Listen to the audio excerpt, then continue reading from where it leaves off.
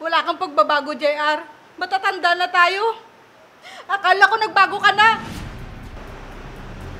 Pangako, huli na to. Iwasan ko na yung babaeng yun. Hindi na!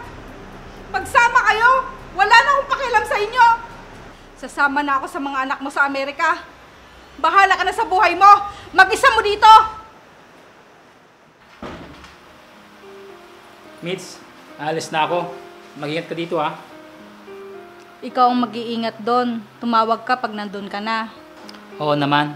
Pagdating ko doon, tatawag ako agad sa'yo. Sige na, baka gabihin ka pa sa biyahe. Sige Han, alis na ako. Sige Han, mag-iingat ka.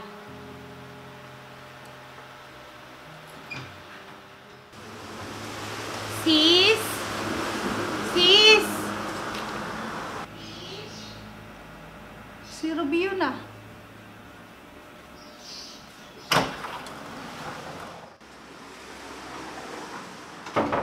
Oh sis, ikaw pala. Halika, pasok ka.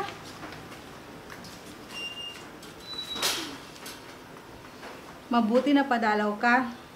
Sis? Kasi...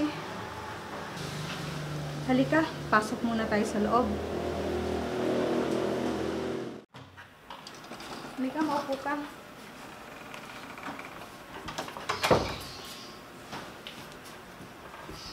Mukhang alam ko na naman ang problema mo. Sis? Sige lang sis, ikwento mo lang sa akin ang problema mo para gumana ang pakiramdam mo. Kasi naman, yung mga anak ko, kulang na lang. Ako na ang lumaya sa pamamahay ko. Hay nako, mabuti na lang hindi ganyan ang anak ko. At nandun na silang dalawa sa Amerika nagtatrabaho.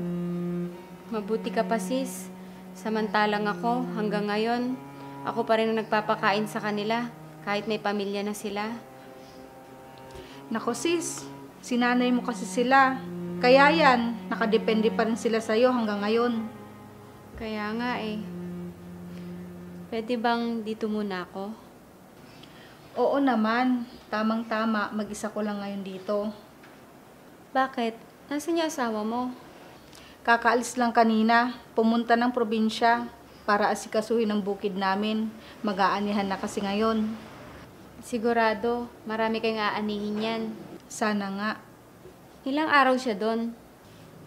Baka mga 3 linggo siguro. Naku, baka makahanap siya ng ibang babae doon ah. Ba't di mo na lang kasi siya sinamahan? Hindi na muna. Walang magbabantay dito sa bahay.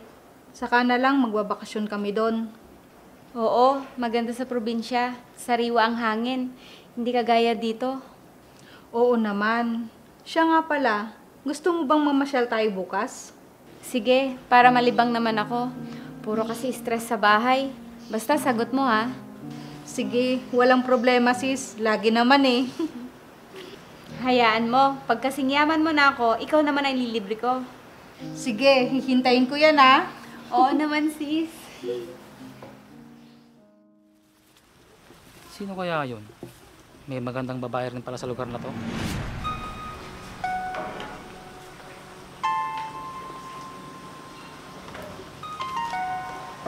Sino kaya yung nakatingin dito? Mukhang ngayon ko lang siya nakita. Baka dayo. Mapuntahan nga.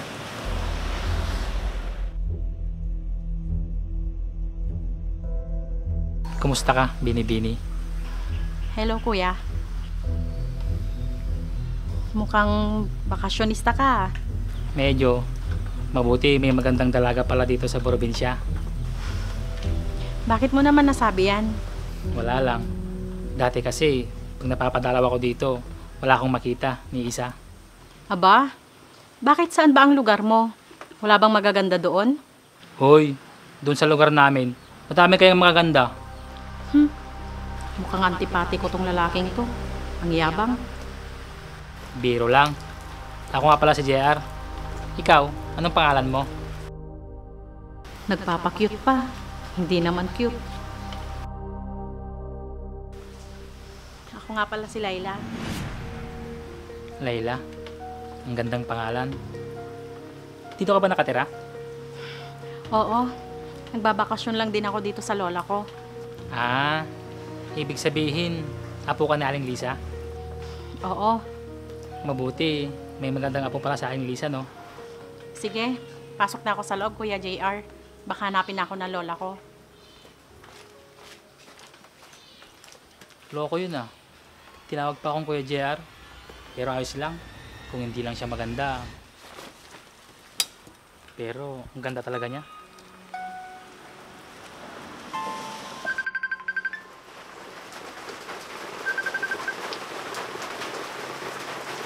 Hello, mates. JR, bakit hindi mo ako tinatawagan? Kanina pa ako naghihintay ng tawag mo. Sensya ka na. Masyado lang akong busy. Sige na. Mamaya na lang. May gagawin pa ako. JR? JR? Binabaan ako ng loko.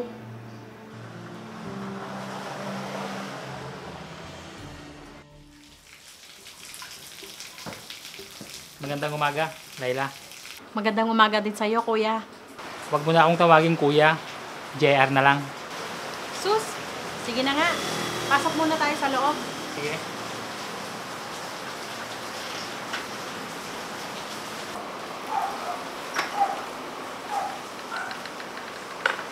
Ang sipag mo naman.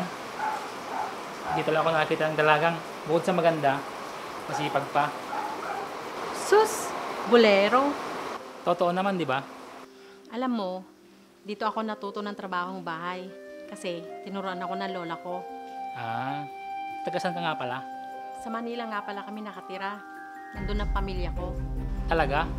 Pareho pala tayo. Taga Manila ka din? Oo. Nandun ngayon ang asawa mo? Ah, wala. Hiwalay na kami. Totoo kaya ang sinasabi niya? Oh, tulala ka na dyan. Alam kong hindi ka naniniwala sa akin. Hindi naman sa ganun. Ang presko talaga dito sa probinsya, no? Hindi gaya sa Maynila. Puro usok yung malalanghap mo. Kaya nga eh. Kaya mas gusto ko na lang dito manirahan. Bakit nga ba hindi ka na lang dito tumira? Bala ko na nga.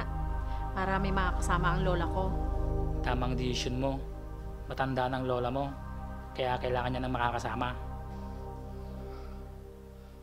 Eh, ikaw? Bakit hindi ka na lang din manirahan dito? Total, may lupa ka naman dito. Ah, darating din tayo dyan. Mayroon lang akong inaayos sa Maynila. Bala ko nga rin magpagawa ng bahay dito. Tamang-tama pala. Masaya ako na meron akong bagong kaibigan dito. Hindi lang kaibigan. Anong sabi mo? Ah, wala. Ikaw talaga? Ah, siya nga pala. Gusto mo kumain tayo sa labas? Ha? Sige. Talaga? Oo nga. Wala bang magagalit? Wala no. Ayos. Sige, tara na. Sandali. Magbibihis muna ako. Ayos na yung damit mo. Maganda ka na. Sige na nga. Tara na.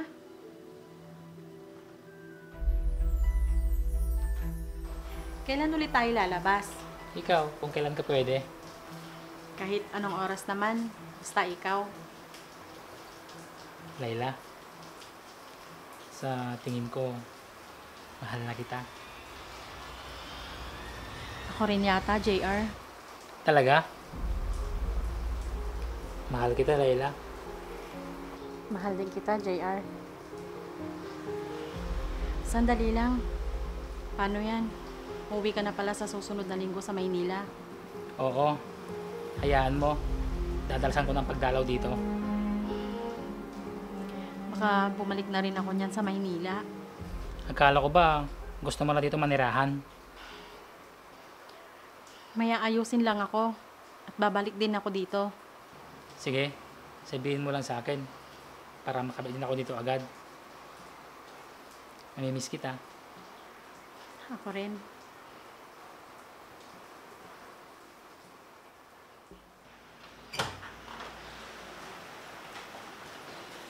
O JR, nandito ka na pala.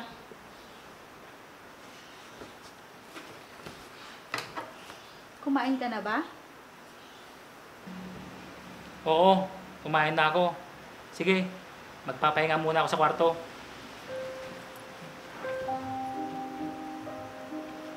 Bakit parang may nagbago kay JR?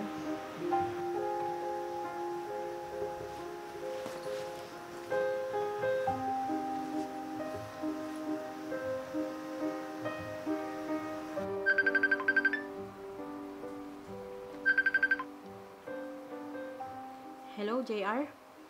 Layla, andito na ako sa bahay. Anong ginagawa mo? Eto, nakaupo. Naghihintay ng tawag mo. Kamusta ang biyahe mo? Ayos naman.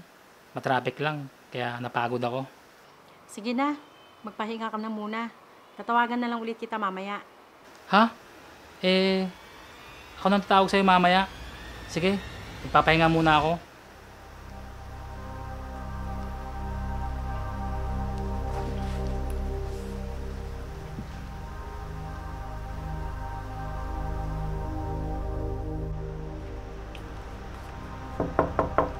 JR? JR? Bakit nakalak ang pinto? Mukhang nakatulog yata.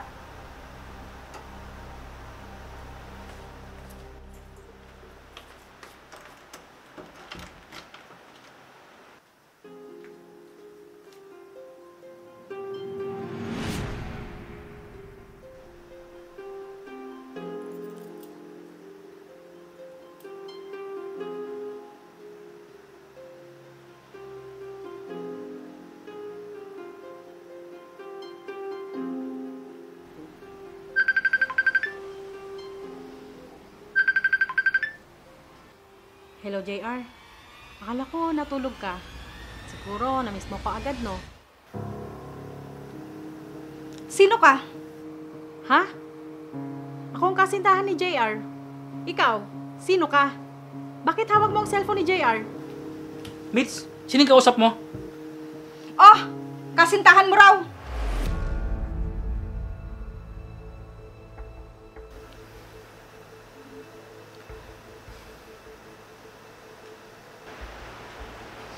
Mitch, pasensya na. Tawarin mo ako. Wala kang pagbabago, JR. Matatanda na tayo. Akala ko nagbago ka na. Pangako, huli na to. Iwasan ko na yung babaeng yun. Hindi na! Magsama kayo! Wala na akong pakialam sa inyo! Sasama na ako sa mga anak mo sa Amerika. Bahala ka na sa buhay mo! Mag-isa mo dito!